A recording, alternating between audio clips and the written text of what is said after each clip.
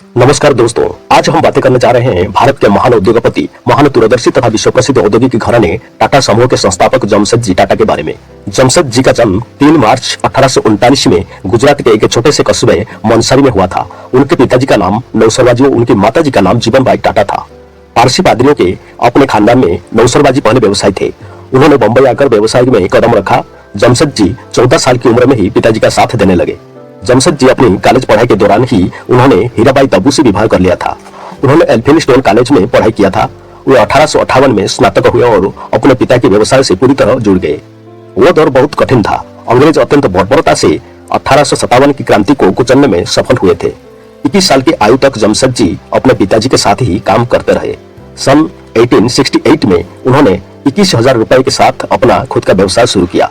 सबसे पहले उन्होंने एक दिवालिया तेल कारखाना खरीदा और उसे एक रुई के कारखाने में तब्दील कर दिया तथा उसका नाम बदल कर रखा अलेक्जेंडर मिल।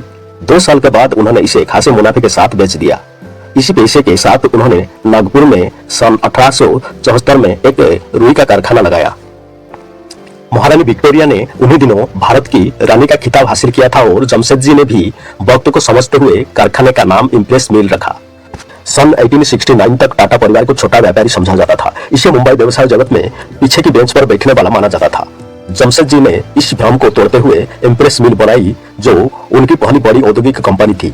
जब जमशेदजी ने नागपुर में कॉटन मिल बनाने की घोषणा की, उस वक्त मुंबई को टेक्सटाइल नगरी कहा जाता था। अधिकांश कॉटन मिल मुंबई में ही थी। इसीलिए जब जमशेदजी ने नागपुर को चुना तो उनकी बड़ी आलोचना हुई।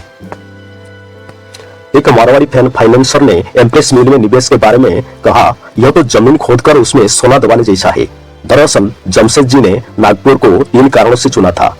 एक तो कपास का उत्पादन आसपास के इलाकों में होता था, दूसरा रेलवे जंक्शन समीप था और पानी तथा ईंधन की प्रचुर आपूर्ति थी।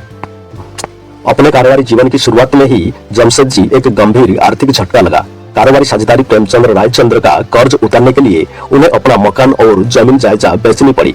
इसके अलावा सन 1887 में खरीदी स्वदेशी मिल में उनका पूरा पैसा लग गया और वे आर्थिक संकट में घिर गए।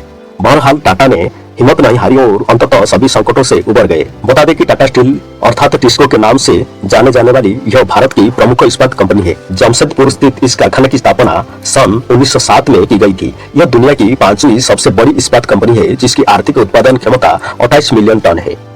जमशेदजी एक अलग ही व्यक्तित्व के मालिक थे। उन्होंने न केवल कपड़ा बनाने के नए नए तरीके ही अपनाए, बल्कि अपने कारखाने में काम करने वाले श्रमिकों का भी खूब ध्यान रखा। उनके भले के लिए जमशेदजी ने अनेक नई और बेहतर समनीतियां बनाई। इस नजर से भी वे अपने समय में कहीं आगे थे। सफलता को कभी केवल अपनी जागीर नहीं समझा, बल्कि उनके लिए उनकी सफलता उन सबकी थी जो उनके लिए काम करते थे। जमशेदजी के अनेक राष्ट्रवादी और क्रांतिकारी नेताओं से नजदीक संबंध थे। इनमें प्रमुख थे दादा भाई नौरोजी और फिरोज शाह मेहता। जमशेदजी पर और उनकी सोच पर इनका काफी प्रभाव था। उनका मानना था कि आर्थिक स्वतंत्रता ही राजनीतिक स्वतंत्रता का आधार है। जमशेदजी के दिमाग में 3 बड़े विचार थे। एक अपनी लोहा और स्टील कंपनी खोलना, दूसरा विश्व प्रसिद्ध अध्ययन केंद्र स्थापित करना और तीसरा जल विद्युत परियोजना यानी हाइड्रो इलेक्ट्रिक प्लांट लगाना। दुर्भाग्यवश उनके जीवन काल में तीनों में से कोई भी पूरा न हो सका, पर वे बीज तो बो ही चुके थे। एक ऐसा बीज जिसकी जड़ें उनकी आने वाली पीढ़ी ने अनेक देशों में फैलाई। जो एकमात्र सपना वे पूरा होता देख सके वो था होटल ताजमहल।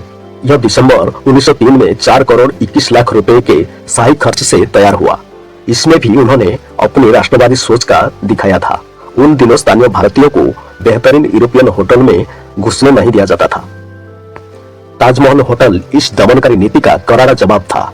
जमशेदजी की अन्य बड़ी उल्लेखनीय योजनाओं में पश्चिमी घाटों के तीव्र जलप्रपातों से बिजली उत्पन्न करने वाली विशाल उद्योग है, जिसकी नींव 8 फरवरी 1911 को लानोली में गवर्नर द्वारा रखी गई। इससे बंबई की समूची विद्युत आवश्यकताओं की पूर्ति होने लगी। औद्योगिक विकास कार्यों में जमशेदजी यही नहीं रुके। देश के सफल औद्योगिकरण के लिए उन्होंने इस्पात कारखानों की स्थापना की महत्वपूर्ण योजना बनाई। ऐसे स्थान की खोज की जहां लोहे की खदानों के साथ साथ कोयला और पानी सुविधा प्राप्त हो सके। अंततः अपने बिहार के जंगलों में सिंहभूमि जिले में वो स्थान खोज निकाला। सफल औद्योगिक और व्यापारी होने के अतिरिक्त सर जमशेदजी उदार चित्त के व्यक्ति थे। वो औद्योगिक क्रांति के अभिशाप से परिचित थे और उसके कुपरिणामों से अपने देशवासियों विशेषतः मिल मजदूरों को बचाना चाहते थे। इसी उद्देश्य से उन्होंने मिलों की चार दीवारी के बाहर उनके लिए पुस्तकालयों, उद्यान आदि की व्यवस्था के साथ साथ दवा आदि की सुविधा भी उन्हें प्रदान की।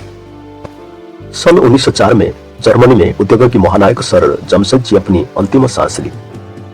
दोस्तों, अगर आपको वीडियो पसंद आया हो तो वीडियो को लाइक करें, कमेंट करें और अगर आपने अभी तक हमारे चैनल को सब्सक्राइब नहीं किया है तो सब्सक्राइब करना न भूलें। फिर मिलेंगे अगले वीडियो में। धन्यवाद। जय हिंद।